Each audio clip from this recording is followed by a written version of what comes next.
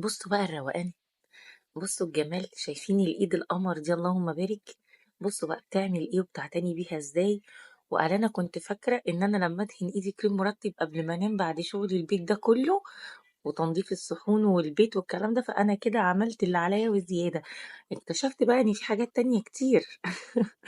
يعني الفيديو ده لكل ست بتحب تحافظ على جمال ونضارة ايديها وصحتها كمان. بصوا بتعمل ازاي وبتاكل وكل حاجة وهي بتعمل الماسكات والسكرابات وزيت البارافين يا جماعة وهم. انتوا ملاحظين كمان ان هي ما شاء الله ضوافرها طويلة وبالرغم من كده بتركب عليها ضوافر وبتستخدم لها سيرم معين وفيتامينات معينة. بصوا دي هتعمل لها. بص طب المية مش سخنة على ايديكي؟